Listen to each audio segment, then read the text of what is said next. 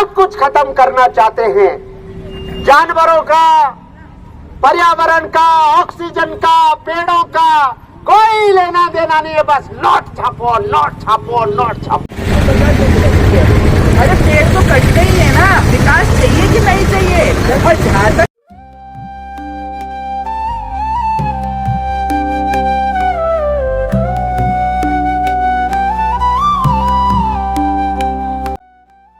शव यात्रा मृतदेह के निकाली जाती है।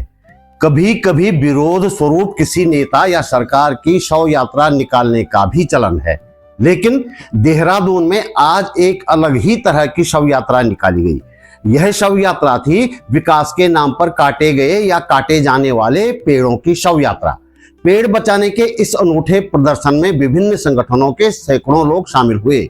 शव यात्रा के माध्यम से नीति नियंताओं को यह संदेश देने का प्रयास किया गया कि यदि विकास के नाम पर इसी तरह से पेड़ों और जंगलों का सफाया किया जाता रहा तो वह दिन दूर नहीं जब देहरादून शहर की हवा सांस लेने लायक नहीं रह जाएगी और इस शहर में रह पाना असंभव हो जाएगा।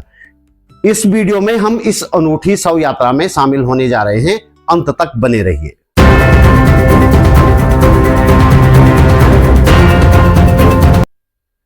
नमस्कार, बात बोलेगी चैनल पर आपका स्वागत। मेरा नाम है त्रिलोचन भट्ट और मैं करता हूं जन सरोकारों की बात। पेड़ बचाने के लिए देहरादून में निकाली गई काटे गए पेड़ों की अनूठी शव यात्रा पर एक रिपोर्ट। देहरादून शहर, जो उत्तराखंड की टेम्परेरी राजधानी है, अपनी मनमोहक हरियाली और स्वास्थ्यप्रद जलवायु के लिए प्रसिद्ध रहा है। चारों ओर फैली पर्वत श्रृंखलाएं, घने जंगल और शुद्ध हवा इस शहर को एक प्राकृतिक स्वर्ग बनाते थे। कभी यह शहर अपनी शांत और स्वच्छ पर्यावरणीय स्थिति के लिए जाना जाता था, लेकिन हाल के वर्षों में लगातार पेड़ों की कटाई और अनियंत्रित शहरीकरण ने यहाँ के पर्यावरण को गहरा आघात पहुंचाया है। हाल के वर्षों में शहरीकरण और निर्माण कार्यों की रफ्तार तो तेजी से बढ़ी ही है, विकास के नाम पर पेड़ों की बलि देने का सिलसिला भी तेज हुआ है। देहरादून के लोग इस बात को समझ रहे हैं और समय समय पर पेड़ बचाने के लिए सड़कों पर उतरते रहे हैं। आज यानी 30 मार्च 2025 को पर्यावरण के प्रति जागरूक देहरादून के नागरिक एक बार फिर सड़काने पर उतरे। इस बार न कोई नारा लगाया गया और न पर्यावरण संरक्षण के गीत गाए गए, बल्कि एक मौन शव यात्रा निकाली गई काटे गए पेड़ों की।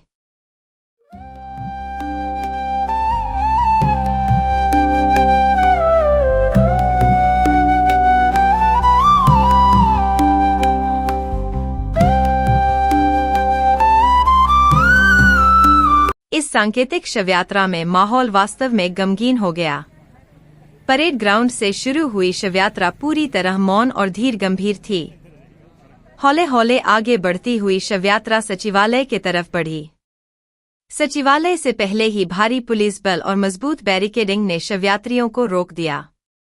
पहले से ही तय था कि पेड़ों की यह शव यात्रा गमगीन माहौल में है, इसलिए पुलिस से किसी तरह की हुज्जत नहीं करनी है। जहां पुलिस रोक दे वहीं रुक जाना है।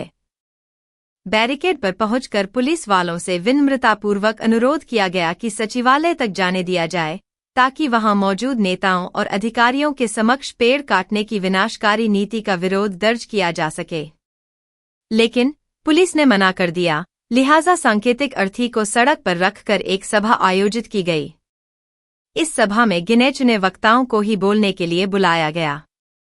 जाने माने प्रकृतिवादी अजय शर्मा ने कहा कि मानव सभ्यता की शुरुआत जंगलों से ही हुई थी और आज भी हमारा जीवन जंगलों पर ही निर्भर है।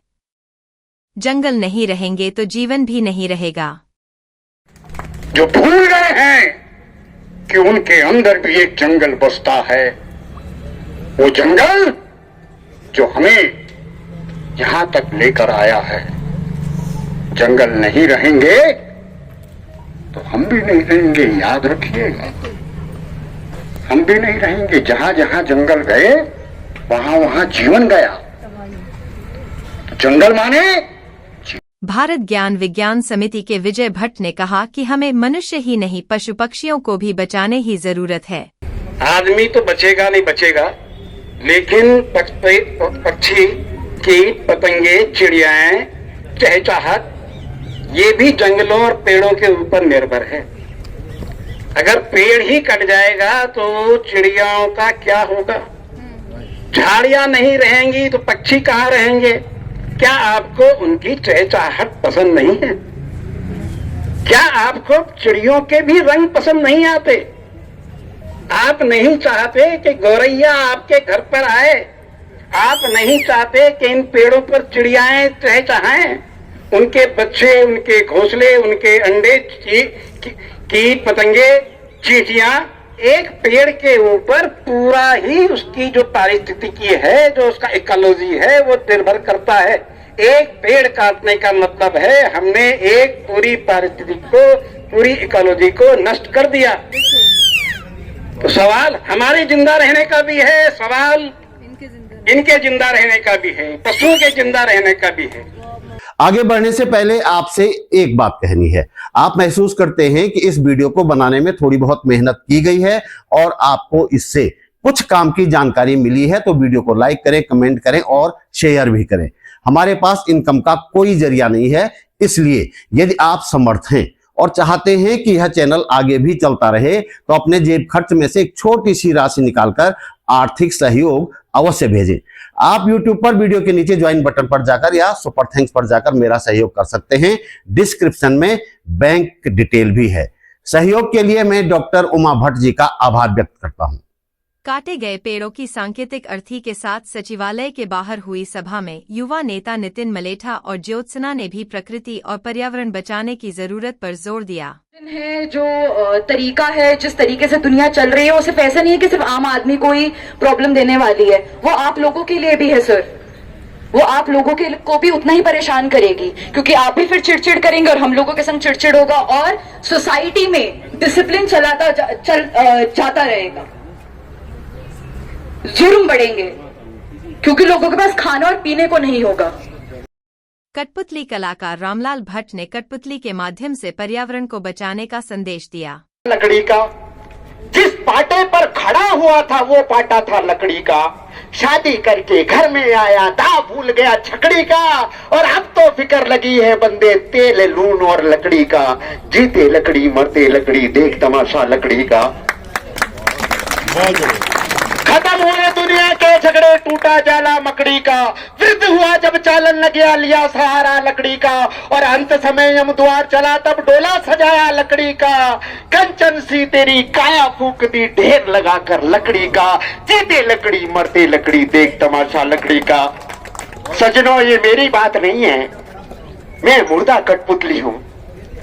ये बरसों से हमारे बुद्धिजीवी लोग, हमारे मार्गदर्शक, हमारे बुजुर्गों ने हमें पहले ही बताया था कि ये जंगल हमारे लिए जरूरी है।